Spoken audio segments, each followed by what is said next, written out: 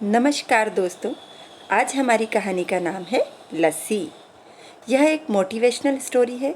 इसे आप सुनेंगे तो आपको यह अच्छी लगेगी। एक दुकान पर लस्सी का ऑर्डर देकर हम सब दोस्त आराम से बैठकर एक दूसरे की खिंचाई और हंसी मजाक में लगे थे।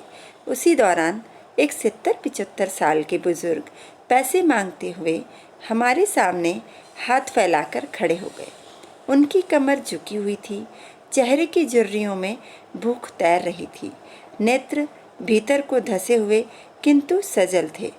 उनको देखकर मन में न जाने क्या आया कि मैंने जेब में से सिक्के निकालने के लिए डाला हुआ हाथ वापस खींचते हुए उनसे पूछ लिया, दादा लस्सी पियोगे? मेरी इस बात पर दादा कम अचंभित हुए और मेरे मित्र अधिक, क्योंकि अगर मैं उनको पैसे देता तो बस 5 या 10 रुपए ही देता, लेकिन लस्सी तो 40 रुपए की एक है।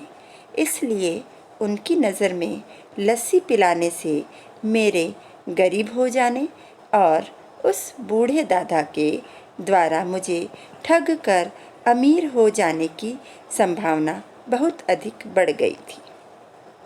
दादा ने सकुचाते हुए हामी भरी और अपने पास जो मांग कर जमा किए हुए 6-7 रुपए थे वो अपने कांपते हाथों से मेरी ओर बढ़ाए। मुझे कुछ समझ नहीं आया तो मैंने उनसे पूछा, ये किस लिए? इनको मिलाकर मेरी लस्सी के पैसे चुका देना बाबूजी। भावुक तो मैं उनको देखकर ही हो गया था। रही सही कसर उनकी इस बात ने पूरी कर दी। एकाएक मेरी आंखें छलछला आई और भर्राए गले से मैंने दुकान वाले से एक लस्सी बढ़ाने को कहा। उन्होंने अपने पैसे वापस मुट्ठी में बंद कर लिए और पास ही ज़मीन पर बैठ गए। अब मुझे अपनी लाचारी का अनुभव हुआ, क्योंकि मैं वहाँ पर मौजूद दुकानदार, अपने दोस्तों और कई अन्य ग्राहकों की वजह से मैं उनको कुर्सी पर बैठने के लिए नहीं कह सका। डर था कि कहीं कोई टोक ना दे, कहीं किसी को एक भीख मांगने वाले बूढ़े आदमी को उनके बराबर में बिठाए जाने पर आपत्ति न हो जाए। लेकिन वो कुर्सी जिस पर मैं बैठा था मुझे काट रही थी। लस्सी कुल्हड़ों में भरकर हम सब मित्रों और बूढ़े दादा के हाथों में आते ही मैं अपना कुल्हड़ पकड़कर दादा के पास ही ज़मीन पर बैठ गया, क्योंकि ऐसा करने के लिए तो मैं स्वतंत्र था।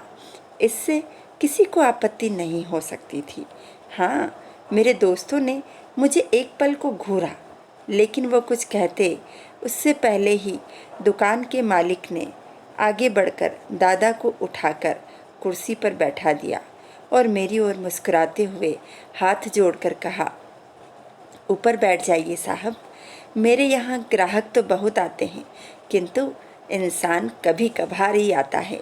दुकानदार के आग्रह करने पर मैं और बूढ़े दादा दोनों कुर्सी पर बैठ गए। हालांकि दादा थोड़े घबराए हुए थे, मगर मेरे मन में एक असीम संतोष था। धन्यवाद दोस्तों। आशा करती हूँ कि आपको मेरे द्वारा सुनाई गई यह कहानी अच्छी लगी होगी, और अगर आपको इस कहानी में अच्छा लगा हो तो आप मेरे चैनल को सब्सक्राइब करना ना भूलें और कमेंट करना ना भूलें। धन्यवाद दोस्तों।